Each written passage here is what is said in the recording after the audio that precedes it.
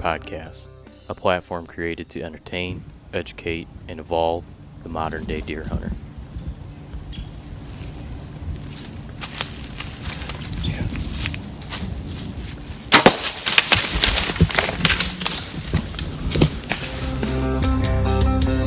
We're back in the swamp. That's the bait that has that bear on. It's the same bear that we were baiting when you came with me that many years ago. Was that the site of the infamous bear bait buck, or was that the one down the road? Mm-hmm. That was the one down the road. That was the one where we had to go down a long path into the swamp. I think it was the first one we went into. Oh, then, yeah. Okay. Yep. Yeah, where we stopped in the middle of that long road and just did a podcast right in the road. Yep, absolutely. Like the old logging road. Yep. Yeah. Oh, that was a good time. I actually just talked with Alex today. We're going to go up and do some deer scouting together here soon. So cool. Yeah, absolutely. So awesome. Well, you're kicking off with a bear season. Do you suspect that boar that you have on camera is equivalent or bigger or smaller than the one you shot last year? Because that was a nice bear you shot last year. Yeah, I would say it's probably bigger. Nice. Yeah, it's definitely older. The bear I shot last year surprised me. It came back at 5 years old. I'm surprised it was as big as it was at 5. Okay. For example, the one before that was 12, and the one before that was 15. Yeah, right. So, yeah, I don't know. I'm not familiar really with like black bears when they're considered like when they go from being a young to a mature animal. But well, they get kicked out at like 2. So at 2 they're like 90, 100 pounds. At 3 they're like 150. So 4 or 5 you'd expect them to be in the like 200 pound good bear range, and it was a little bit big for a bear that age, I thought. Gotcha. Yeah, so I thought it would have been older. They grow in age a little slower than deer. Than deer, yeah. They can live to be 20 years old, 20, 25. Gotcha. But a bear that old is very smart. They're more intelligent than a deer. The only reason that they ever get shot is because they succumb to food. They just want to eat so bad. Right, yeah, and you put out some pretty delicious stuff for them. I can't even keep my hands off some of it when we were baiting. Right, yeah, right. Absolutely. I'm going to have a hard time protecting it from Rick. Right, yeah, you're really going to have to. That's funny. Well,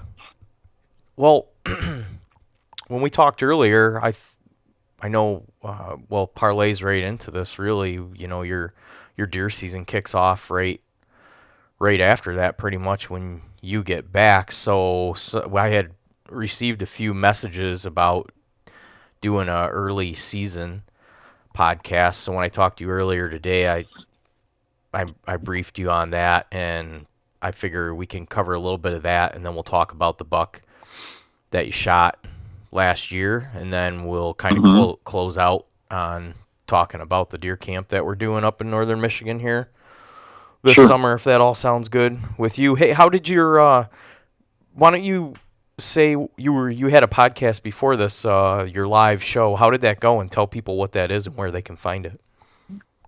Yeah, we do a live show once a week. It's usually on Thursdays, but now it's going to kind of switch up a little bit because it's going to be hunting season. But every week we talk about what's been going on for the week. Like, that'll be really cool during hunting season. Yeah. And we talk about, we just talk deer tactics and stuff, and talk scouting, and people can call in live, talk to us live, and be on the show. And a lot of people ask questions. There's usually like, around 400 people under live. So That's It's cool. a pretty good time. Yeah, that's nice. The up to date stuff during the season, that'll definitely be popular. Like I can see myself tuning in for that all week because that's kind of like you get to almost share camp with a group of guys. Correct. Yeah, it should be fun. That's great. So when does your season? You start September 15th. 17th, I believe. It's whatever Saturday is closest to that. I think it's the 17th. Okay. So I guess we should preface this all by saying early season for you is a little different in Michigan because the dates matter a lot. You said, would you tell me if you had it your way, you guys would open up right at the beginning of September? Is that what you were Yeah, thinking? Josh is already hunting. Josh starts tomorrow, and he's in Nebraska. He's there scouting, Okay. and he saw two shooters today, so he's all excited about tomorrow. The You latitude. guys don't even hunt for another month. Yeah, no, we don't. Yeah, no, we don't. I'm not terribly offended by it. It's in my opinion right now. It was 81 degrees when I came in here. I know that doesn't matter if you're trying to bag a big buck, but I like the allure of like fall and cooling off a little bit. So whatever, I'll take it. Um, but it makes a big difference in the deer's patterns, right? Because they change them real fast between the end of August and basically the month of September. Their patterns can change a great deal, right? Correct. Yeah. I mean, if you take a look at my wall, I mean, not the majority of my deer. The majority of my deer came from rut like everybody else. But if you look at like the top 10 or 15 deer, like 90% of them came from early season, like the first week of the season. And that's the theory is, and what worked for you, I'm assuming, is what you're going to say is that you're able to, in some capacity, monitor these deer's pattern from a distance, and they're on a pattern, and you're able to make a move and intercept without them even knowing they're being hunted yet. Is that accurate? Yeah, it's fairly accurate. I mean, part of it is that they're still in summer patterns. They're still moving good distances in daylight. They're still a little loose about their actions, where they get pretty intelligent, pretty wiry by the time October rolls around. Food sources probably play a role in that too, right? Like beans are still palatable middle of September. Well, you know, I wouldn't say that beans are a good option. They usually fool people. They fool novices because up here, what will happen is the beans are green, and they're still green now, and you can kind of still see deer hitting those beans, and you'll see big bucks in daylight and out in those beans, and a lot of people will go set up on those beans opening day. And opening day, like about a week into September, those beans are all going to start turning yellow, and they're going to get bitter tasting. And what's going on right now, even though that's going to happen, is right now the acorns started dropping, and all the deer are shifting to acorns. You know, so those patterns do change. But I mean, if you know what you got going, you know, for me, I do really well that early season on acorns. Acorns that are isolated. I mean, if you're in an area that's all woods and you got oaks everywhere, they're a curse in early season because the deer just get up and feed, and then go back to bed. But in like a marsh or swamp where there's limited acorns, and acorns are not where they bed, they will bed in the thick cover near the acorns, and you can sit on the edge of them and kill them when they get up and come to them. And literally, some of these oak islands I hunt, if they're isolated and there ain't been people on them all summer, sometimes you can't even get into them at noon. I mean, there'll be deer up feeding. Are you talking specifically about whites? Because I feel like the whites drop earlier than the reds. So, and if you're opening up earlier than us, that's got to be primarily white oaks, which is their preferred. Yeah, they're going to hit the white oaks first. It depends on what you got. I mean, but they hit the white oaks first. So if you have white oaks, that's the first thing you want to hit. You want to target those. The red oaks seem to be more. There's more of them, and they'll eat them, and they'll even eat them when there's white oaks. But generally they're making their way to the white oaks as they're eating them. You know. Yeah. The reds, am I correct? I know the red is the smaller acorn, and the white is the longer, Mm-hmm. more oblong. And then the leaves are, am I correct on the white is the leaves rounded, and on the red it's pointed, or is it the opposite? Rounded leaves in the white oaks and pointed on the reds. Yep. Yeah, Yeah. the white oaks tend to stay, the acorn's green too, usually. Say that again? White oaks have green acorns Oh, too. yeah. Yeah, the deer mop those things up, man. They'll just like stand there, wait for them to hit the ground. Yeah. The yeah, so oaks. Well, we're talking about the beans losing palatability, and that happens pretty quickly in that September month. The majority of the food changes or food sources Mm-hmm. really start to change, right? So Yeah, I've had some luck with beans that were planted late, yes, and some luck with beans where you'll have one little green patch within those yellow beans, and they'll go to those. But I mean, if you get a week out of it in September, you're lucky. right. If you get a couple days, you're lucky. Most of it just goes in, to the point where deer don't want to eat it because it starts to get bitter.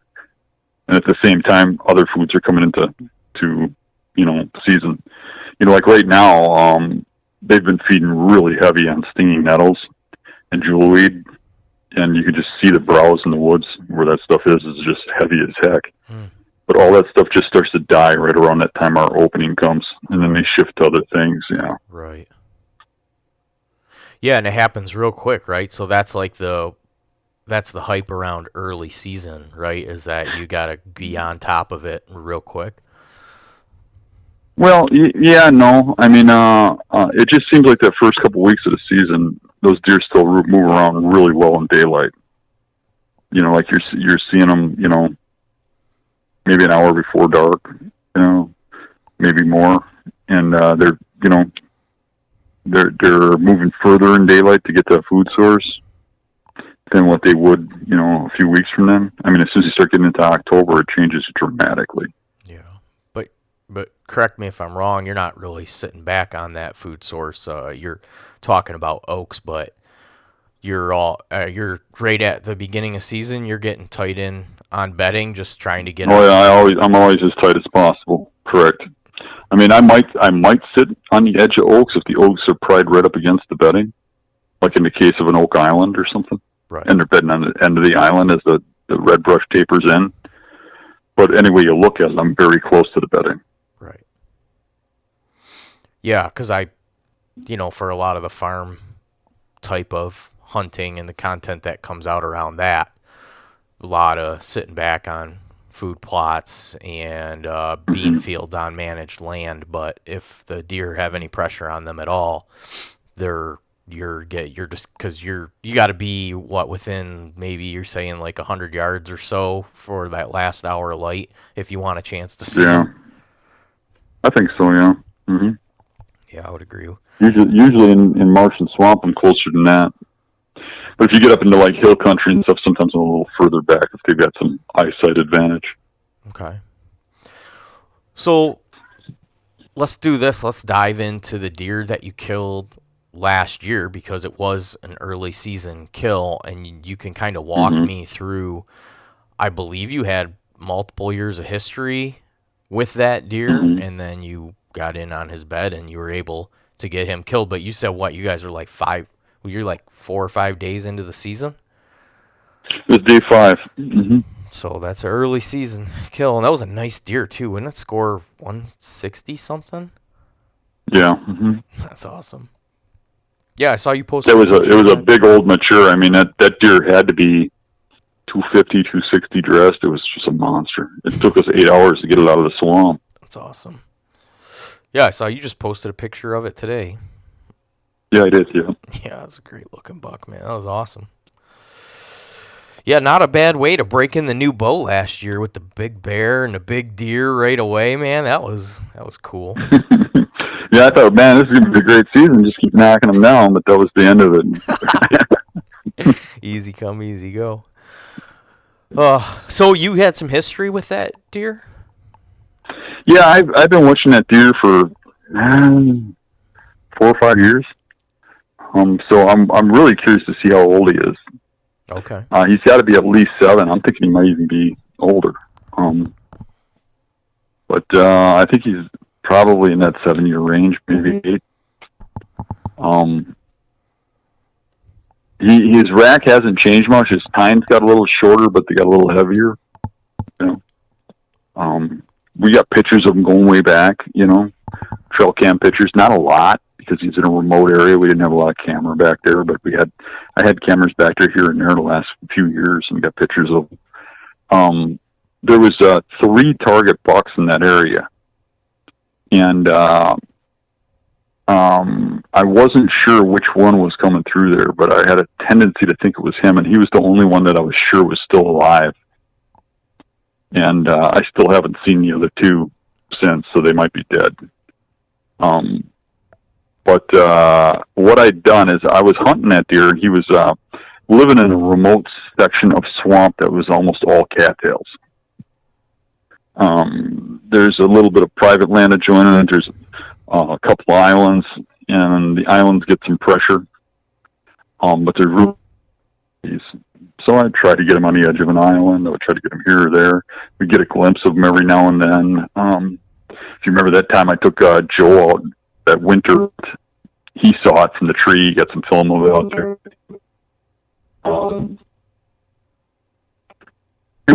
They're all the time. And we talk about that all the time, how those old bucks get locked into an area. But the area is like probably about 10, 12 acres of nastiness, cattails and water, and you can't see 2 feet. Cattails are 10 feet high, and you just lived in there. So how do you hum? So I just kept going at it from different directions, trying to figure it out. It's a real remote area to even get back there. It's a long walk, long way in. You got to go real deep water.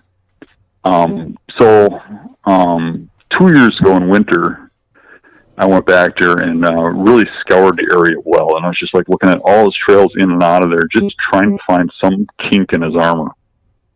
And I came across this little hump of dry land out there that you really couldn't see, from a distance, or on an aerial or anything. And when I got into it, it didn't have cattails on it. It had willow brush, but you couldn't see it over the cattails, right? Sure.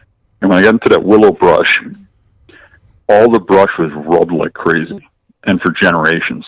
I mean, there's hundreds of rubs in there. How big is this? How big, like square footage, yardage? What are we talking here? Oh, I would say it was probably about. Because you said you didn't see it on a map, right? Yeah, 30 or 40 yards long and about 10 yards wide. So could you see it on a map after you found it on the ground? If you look at the right pictures, you could see it. Yeah. Because when it had leaf cover right, you could see it. Certain times it would just blend in with the cattails. Makes sense. So through historical pictures, I could see it afterwards. Okay. But anywho, I know from history that that willow brush loses its leaves in early October. Since we get a little bit of a cold snap for a night or two, those leaves come right off. And looking at those beds that were just worn in, and the amount of rubbing in there, and none of the rubs were like orange fresh. Most of at that time of the year when I was scouting, most of the rubs that were done in rut were still orange and, still looked really fresh, where these were dulled out. Mm-hmm. And it just screamed to me that it was, September bedding, mainly because of the leaves coming off. They ain't going to bed in the open sun. So I knew a big buck was bedding there based on the sign. I knew he was bedding there a lot, and I knew he was only bedding there in September, and I knew historically he was doing it over and over again based on the sign I've seen. So that's huge. So that told me that this is September.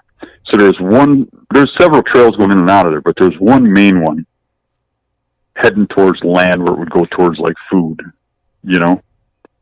And that particular trail went through some really dense cattails, and everything at head level for a deer, the tops of the cattails were busted off real wide. So I knew the big rack was going through there, actually breaking the cattails off at rack height. So That trail led about 75 yards, maybe 80, from that little island, and went into a little opening. And in that opening, there's a brushy little tree that was about as big around as my leg.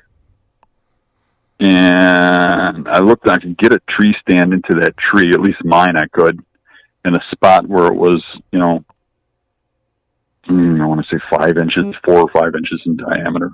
I'd get a stand up there. It'd kind of shake a little bit, but you could get a stand into it about 12 feet up. Okay. And then you could, and with just a little bit of trimming, you could knock down a little buck brush, that invasive buckthorn, and you can make an opening one way and an opening the other way, and you cover that trail where it kind of split and went around that point of brush coming out of that, where that trail came out of the cattails. It kind of broke and went 2 directions and went around this tree. So I cut a hole both ways and set a spot for that stand. And then during the summer, I waited till July, and I cut a path in the cattails. The loop around, because there really wasn't a way to get back to it unless you walked right through the bed, or right through the beds. But I could skirt around if I did it quietly. Well, try walking quietly in an area with no deer trails where the cattails are 10 feet high and the water's 3 feet high. You can't do it. So I cut a trail in July in the cattails. I went in like 20 feet from an oak that I marked, so nobody else would just see a trail going in. And then made a trail from that spot in a loop around to as far away from that those beds as I could, and made a way to get back there quietly. And I did that in July because then the cattails wouldn't grow back in and close it back up. Right. It was as far away from the season as I could. And then when season came, my plan was to wait for a strong, brisk north wind. I needed a north wind for the deer to not catch me, and I needed it to be a windy day so that he wouldn't hear me going through all that water and crap. Mm-hmm. And I don't remember what day it was 2 years ago when I went and did the first hunt there. But I went in, slipped in there. It was like day 3 or 2 or something like that during the season. It was pretty quick as soon as I had that north wind. I went out there, slipped into that tree, and it was really windy. And I wasn't there a half an hour, and a doe got out of a bed 15 yards from the tree in front of me. Never knew I was there. So I guess I set up that stand pretty quietly. Then a little bit later, another doe got up 25 yards from me in front of me. And they're both like feeding on the brush and just kind of slowly making their way past me. And the doe that got up next to me is going past, and the one in front of me is coming towards me. And then I hear something in the willows get up, and that's got me excited. And I could hear it coming down that buck trail, sloshing. So I'm anticipating this, but meanwhile, that doe in front of me is getting closer and closer and closer, and she doesn't take the trails around me. She comes right into the brush underneath me. And I can still hear that buck coming, and she walks out underneath me. I'm only 12 feet up, and in a tree that is tiny. And she gets right underneath me to the point where, her back is, 3 or 4 feet below me. And she turns her head and she looks at my climbing stick on the side of the tree. And I had a pile of sticks under there because I had all my sticks and I didn't put them all on. And looked at the pile, looked at the stick on the tree, and started following the sticks up and looked at me in the tree. And when it hit me, you just saw the eyes bug out of this thing's head. Right. And it drops to the ground and blows and rushes through the brush, blowing, and it circles back around to where it came from, which is right in between me and the incoming deer coming out of the buck bedding, which I am sure is a shooter buck. Now, I didn't see it. I can't say that for sure, but based on the bedding and stuff, that's what I'm thinking. Right. Okay? And it stops in between, just starts blowing and blowing and blowing, and it wouldn't stop. I don't know. I did a video about this hunt, and it went on and on and on forever. And then eventually I could hear the buck leave into the water the other direction, but I never saw it. So The next day, just to keep it honest, I went back and gave it another shot, and no deer came in, which I expected. And then I just left it alone for the whole season. Figured, okay, I burnt the spot, knowing that if I overrun it, it's done, right? So then came last year. And last year, I waited for the first brisk north wind. As soon as we had it, I went out there, did the same thing, snuck out there, got in the tree, and a heavy wind. You didn't have to recut. This time, you didn't have to recut your trail or do any. You didn't do anything. I did not. As a matter of fact, now the trail went all the way to the oak tree because deer opened it up.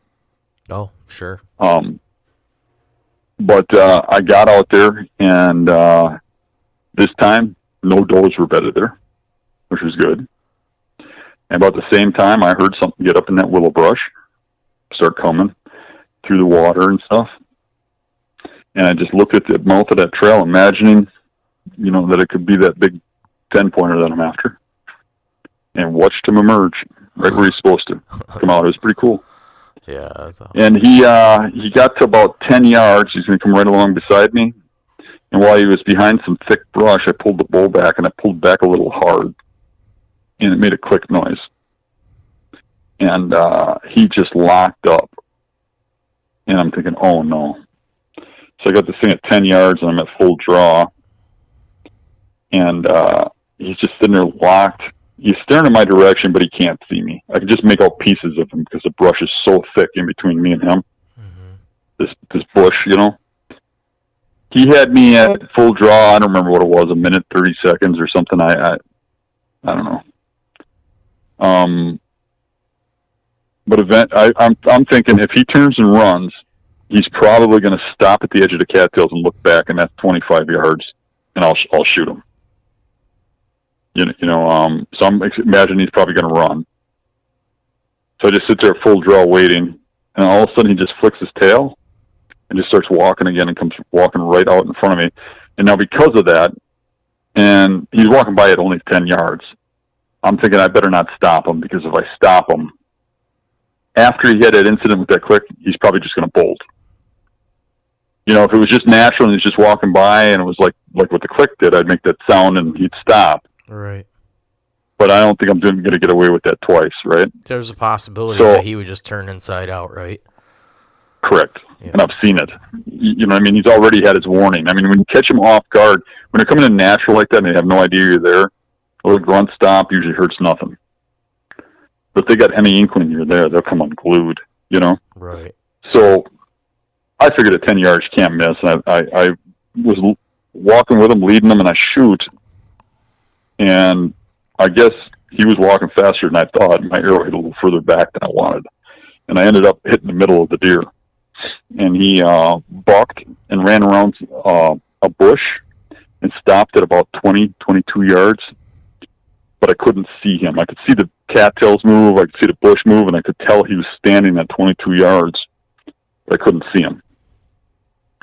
So I just stood there and stood there and stood there. You and every now and then he'd take a step. You still had pretty good light, right? It was early. It was pretty early, yeah. Yeah, mm-hmm. Right. I think he came out, the sun was still up. It was still, it wasn't even quite set yet. And he stood over there for quite a while, and then it just got silent. And I figured he bedded, because I never heard him leave, and you would in the water and stuff. So at that point, I decided to just sneak out of there.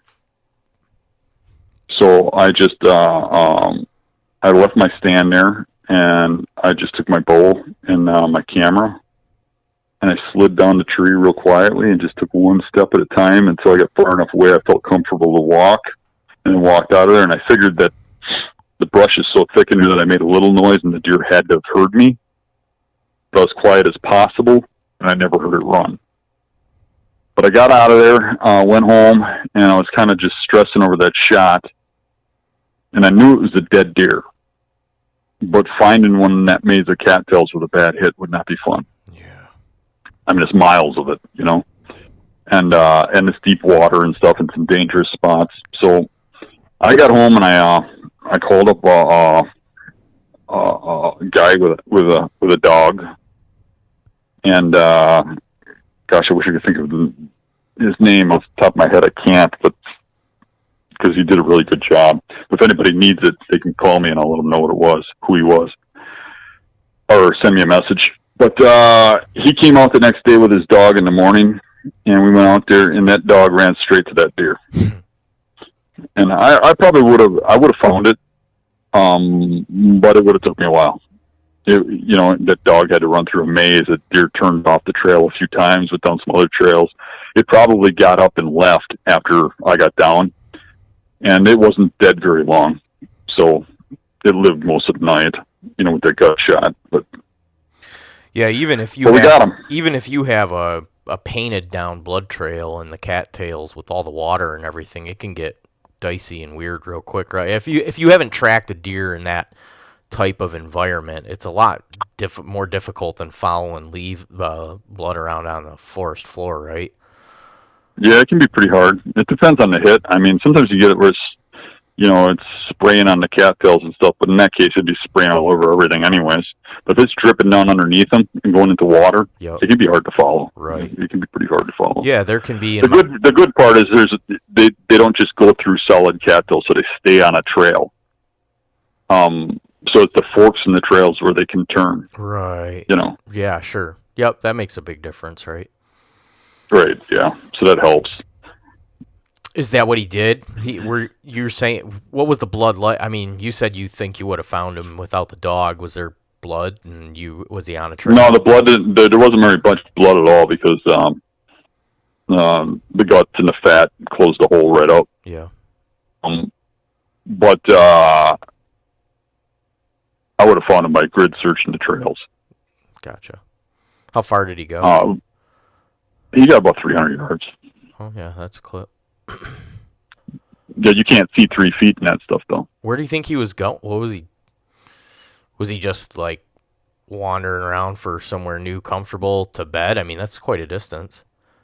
No, he's going to go back into his bedding area. He beds that whole area. He lives in that area. Yeah. He lives in those cattails. That's where he hung his whole life. How close do you think he was to you when he got up out of bed and you shot him, or do you not? Are you not? Where he got out of his bed to come to me, he was probably 80 or 100 yards from me. Okay. And he would have made it quite a ways because it wasn't even quite dark, but that was day number 5 of the season. And he was somewhere remote, like you said, it was pretty back in there, huh? Yeah. But, I mean, I had a buck go by me at least one buck go by me every sit of that season, all 4 days up until then. Just not a shooter, Mm-hmm. I see more deer hunting here. The first 2 weeks of September, I see more deer than if I hunt the last week of October and the first week of November. More bucks, I should say. I'll see more during that early season. I mean, it's crazy. It's surprising more people don't hunt during that time frame, but I think they're just so used to hunting like rut type scenarios they don't, that they don't. Sure. I was thinking you mentioned about the bow clicking, and I think we discussed that last year, but I don't think we mentioned, or you told me maybe after the fact, right? Like your shoulder was bothering you, and you kind of yanked the bow back, and what? Mm-hmm. I don't know if it popped the arrow up and that clicked around, or if it was just the hitting the back wall. But you had a shoulder injury or something, right? So you kind of yanked the bow back. Yeah, what happened is when we were bear hunting the week before, because you remember I shot a big bear right before I got that buck. That's right. While we were bear hunting, we were carrying buckets of bait through remote wilderness areas, and I did something and I popped something in my shoulder, and it got really bad. As a matter of fact, I had a hell of a time even getting my bow back to shoot the bear.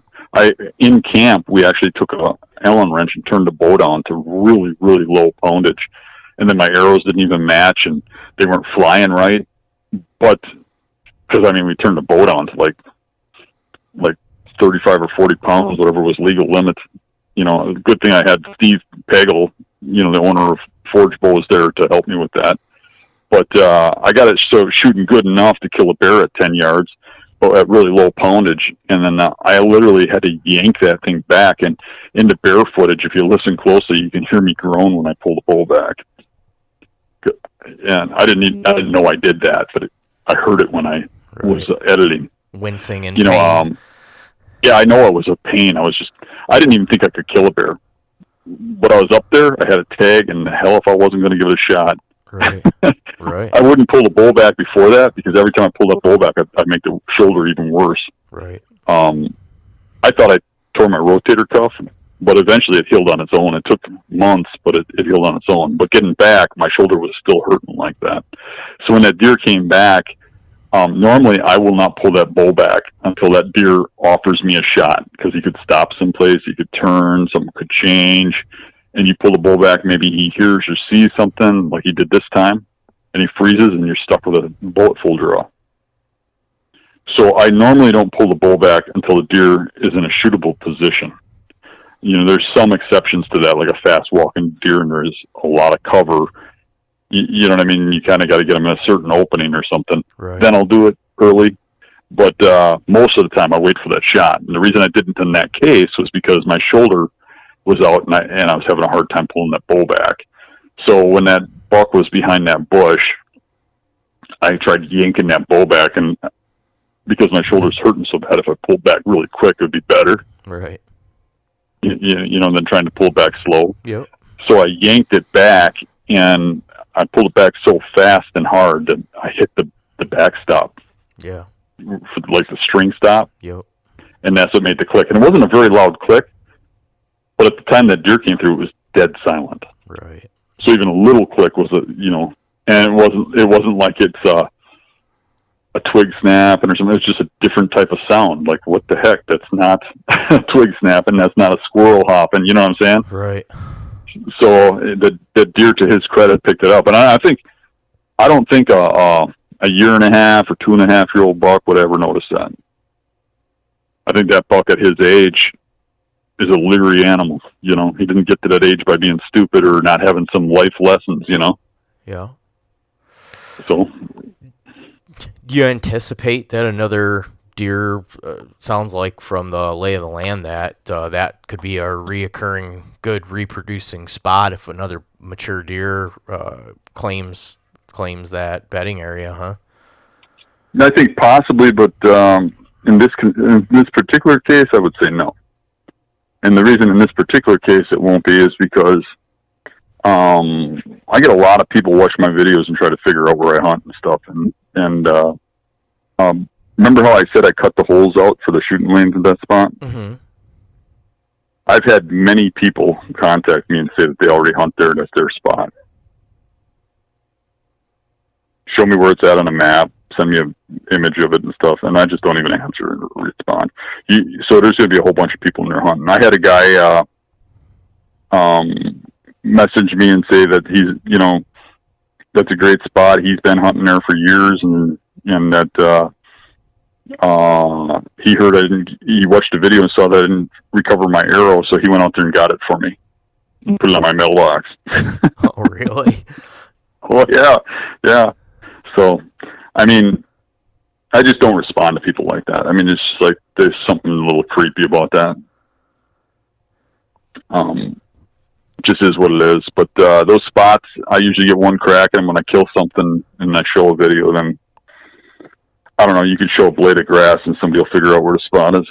Yeah, it's incredible. I don't even know why somebody would want to do that. Like, I would, why would you even want to go hunt somebody else's spot, But it's one thing if you really were hunting there or something, but like I said, I had to make a hole to hunt off. Well, I took a bush and made it into a hunting stand. There was no way anybody ever hunted there before. They couldn't have gotten a stand in that tree. Yeah, they're referring to the general area, right? Or they just somehow picked out some geographical feature. The general area right. is complete cattails. But you can look at that map, and if the general area of the state where I'm hunting, mm-hmm. you can look at the marshes and you can find that spot on a map. I got you. There's only so much public land that you know what I'm saying? Right. If I wanted to do that and I was psycho, I could find those spots too. So it's not that big of a deal for me. It's just I just keep moving. when I kill a buck like that in the middle of those spots, I never kill another giant out of those spots anyways. I might kill good deer out of there, but never the giant. So I just keep moving. I go find the next one and stuff. And that's the thrill to me anyways, is locating, figuring out those spots and finding the buck and hunting them down. I mean, there's something about that, this buck is out there somewhere in that, mile of cattails. And you figure out, in that, all the trees that are out there and stuff, the one tree that you could be in and kill him, figure out exactly where he's going to be better on what day, what wind you got to be in there and stuff, and just pick everything perfect and be in the one tree in that whole freaking marsh you could possibly be in and kill that deer and kill him. To me, that's the thing. So it's not like, okay, now I got this spot and I'm going to be a hero every year by killing a buck. Once I've conquered that spot, I've conquered it. What am I proving? So to me, it's not as much about like to show off to my friends that I killed a buck. It's to like prove it to myself that I can go kill one. So in that manner, to me, myself and my hunting, I want to go conquer another one. That's my thrill. That's what turns me on, is going and figuring out a whole deer in his area where he lives, going in there, figure him out in his marsh, figure out his trees, his spot, how he's doing things, and go in there and kill him. To just find a spot and just keep hunting it over and over again just isn't a thrill to me, even if it's going to produce. I mean, I know spots I can go back and produce deer out of every year and, get nice deer, but I don't know. It's not that I wouldn't shoot them if I sat there and they came by. It's just that's not as much a thrill as going out there and finding a new one. So people getting those spots doesn't kill me as bad as what you'd think it would. So what's your plan for your opening week? What are you targeting this year? Do you have a couple? Do you have any good deer that you know of that you're hunting? Yeah, there's a big non-typical. There's a couple real good ones from last year, but a lot of them I haven't seen yet. I don't know for sure they're still alive. I think they're still alive. So there's always that little bit of doubt there. But I got those to target. But that's the way the deer last year was. You'd see them once a year if you're lucky. You might get one or two pictures if you ran a camera all season, just because of where he lived and how remote it was. You know what I'm saying? Yeah, right. So those bucks, sometimes you don't know for sure if they're still alive, still around. But you go through a few hunts at them anyways. But I haven't seen or confirmed anything over 160. I've got one or two that I've seen in the 160 range that I can confirm for this year. But bigger than that, I haven't yet.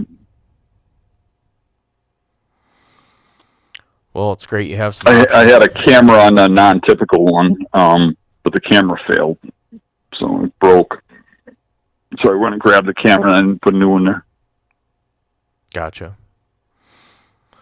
Well, it's good you have some options to start the season up. Oh yeah. Are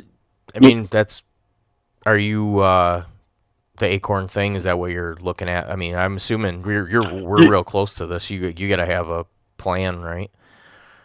Yeah, this year I'll probably I'm looking at acorns the most. My observations right now and my glassing and my cameras are showing me that the deer are transitioning from all the other food sources to acorns. And in this area, acorns are king when they're dropping because there's limited areas with oaks. So if the deer are going to the oaks, that kind of limits where I hunt and how I hunt and what I'm going after. So I'll adjust to those acorns. Oh, I do have. Do you remember a video I put up 2 years ago on Thanksgiving of a giant one-antlered buck that came in and I passed on it? I mean, it was on Halloween. I don't. No, it was in snow. Yeah. I remember it was on Dave's farm, and Dave was like, man, you should have shot that. I'd shoot that. And then we tried to get Dave on, and we never saw it again, ever. Never heard of anybody shooting it. And I said, well, I wasn't sure if it grew one horn or if it broke one off.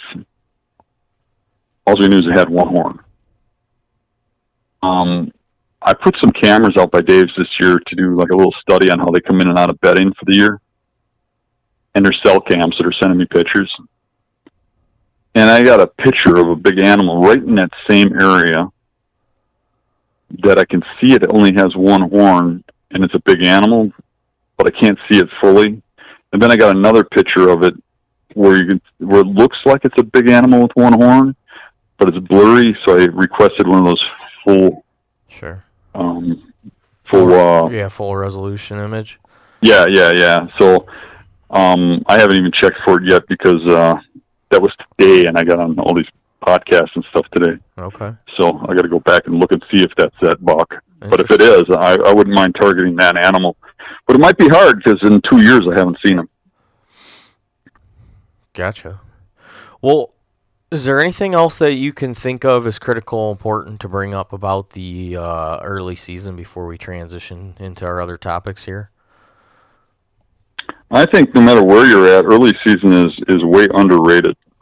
I think that first crack is really good, and I think a lot of people, they get this mindset. I hear people say this all the time that I don't want to burn my spots out before rut.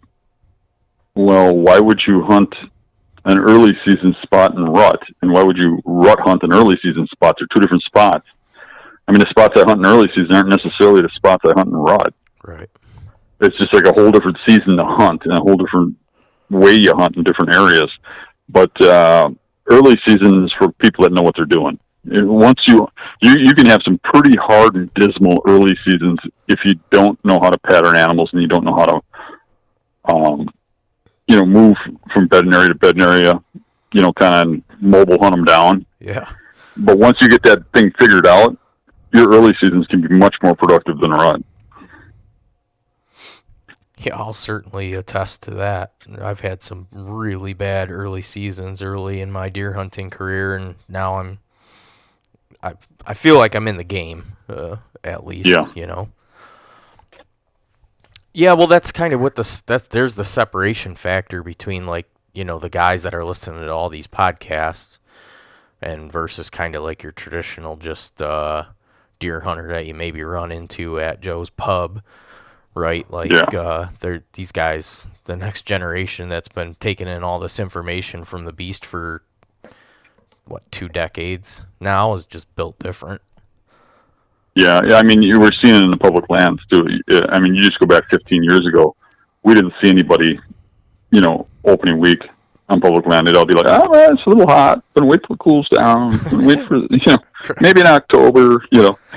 It would just be like they had to have a transitioning time of going into hunting slowly. Sure. And you're seeing a difference now. I mean, now the marsh by my house opening weekend, the parking lots will be packed like it's gun season. That's crazy.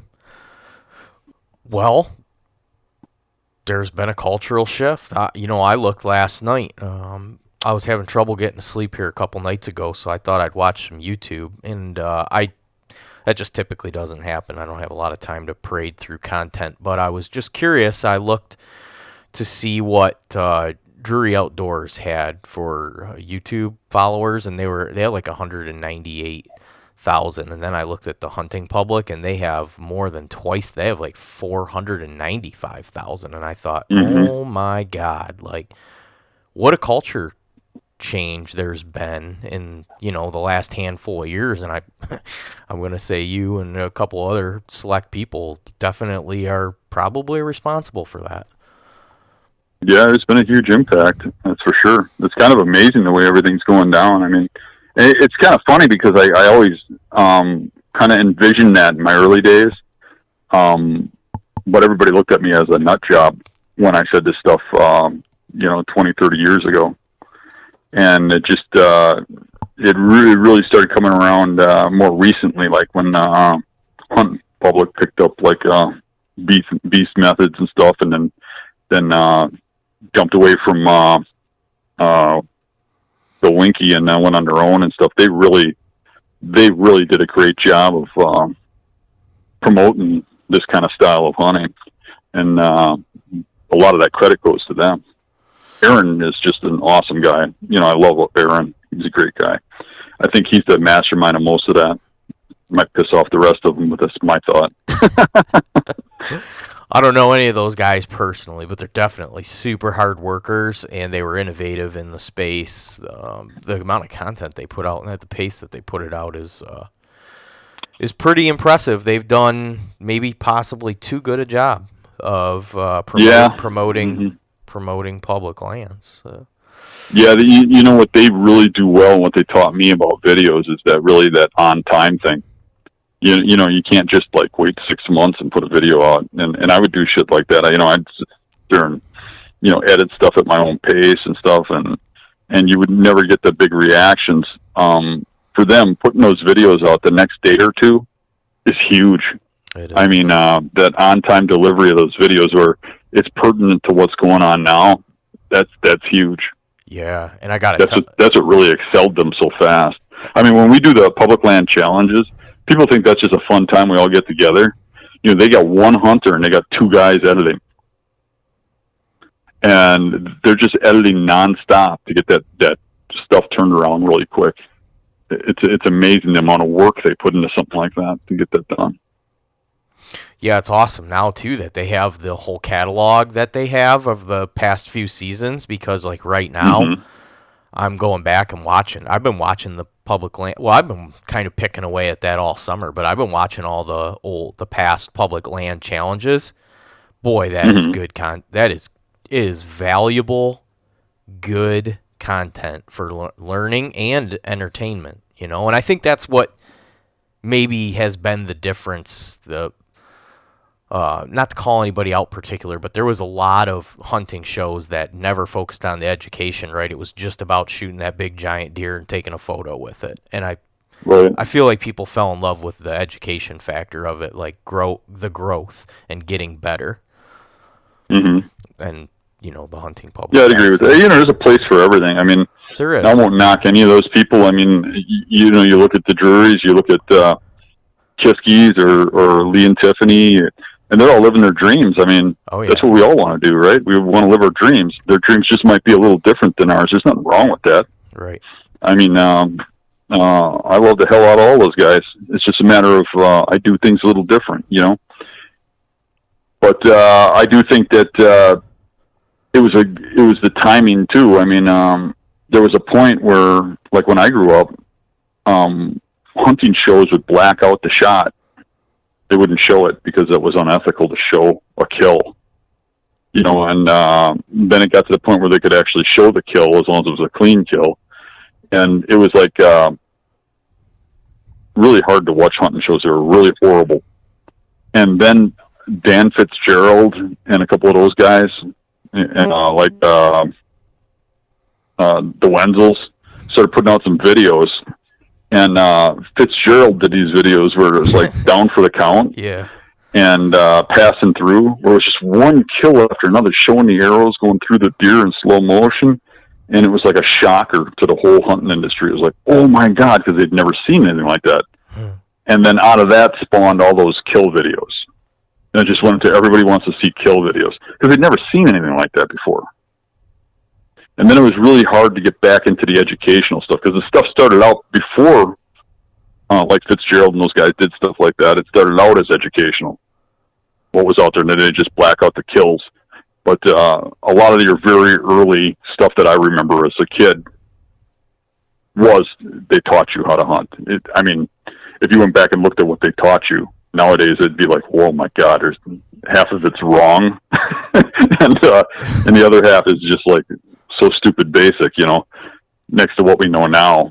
But it was they attempted to be educational, but they went away from that when they got into the kill videos, and then that just kept accelerating into TV kill videos, and everybody wanted to be a deer farmer, like Drurys or Kiskies or something, which there's nothing wrong with that, but it takes a lot of money, and not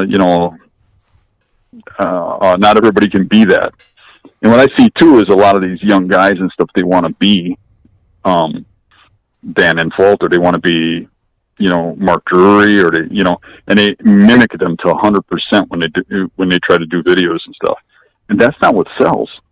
If they want to be somebody in hunting, you got to be what Mark Drury was or what I was, original at the time they came out. Like Lee and Tiffany, kind of the original guy and gal. Yeah. That originality is what sells. Be yourself. Don't be what everybody wants you to be. You'll never see me just say something to make somebody happy. You can like me, dislike me, or say I'm an asshole for saying something, but I'm going to tell you the truth. It's what I believe. It's what I stand for. It's what I do. So, that's what everybody should be. If they're original, they do their own thing, have their own kind of original content, then they'll do good. But that whole copycat thing just doesn't go over well. Yeah, and I want to be clear that I wasn't trying to. I've really come to figure that out too. How different like the property management thing is, and how much work that is on its own, and the amount of money that it takes. It's a whole different animal than. I used to do a lot of that, but now I much rather just go walk around and scout and find new spots. But I was just using them as a comparative, because when I saw those numbers and I saw that the hunting public was like literally more than twice as popular. Yeah. And I didn't mean you're getting that. I didn't mean you're going that direction. I just went off on a normal tangent that I usually do. No, I just want to clarify, because people do. You're so accurate. People love to draw that line right there, like they're on one team and they want to criticize the other side. Hunters are horrible. I mean, look what they do amongst themselves. I mean, wars about whether or not you use a crossbow or a bow or whatever. Hell, just worry about yourself. Who cares what everybody else does? It's so funny that you brought up the Fitzgeralds. I'm redoing our hunting trailer, and we've had a TV and a VCR in there forever, and we've collected hunting movies for 2 decades now, and I have a bunch of those, the Fitzgerald ones and the Wenzel ones. Dan, I probably have 20, whitetail videos right in from that era. It's quite a nice collection. I look forward to maybe sitting down and watching some of it here soon, because I haven't seen it in a very long time, but it's just funny that you brought those guys up particularly, because I was just looking at those last night. Nice.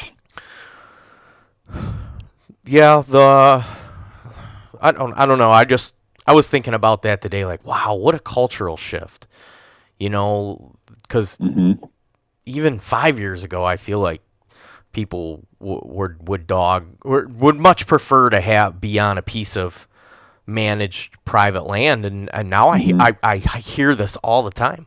Like, I hear guys that have managed private land and they want to go hunt state land just because they want to accept that challenge. You know what I mean? And the other thing is too, people are putting pressure. Like the I'll call them the average Joes. They'll call a guy out and be like, yeah, that's different. You couldn't do that if it wasn't on managed land, and there's only a fraction of people that will come outside of that comfort zone and expose themselves to that. There's definitely some people that I think, if they had to hunt in that capacity, they would not have the success that they have otherwise.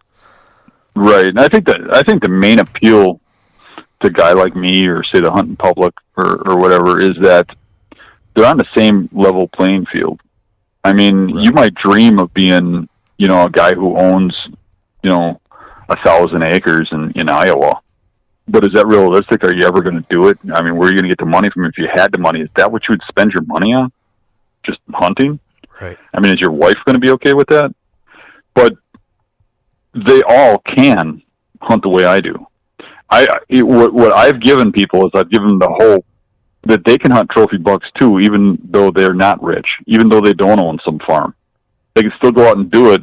Instead of spending money, they can spend work. They can put the time in and the effort in, and they too can come out on top.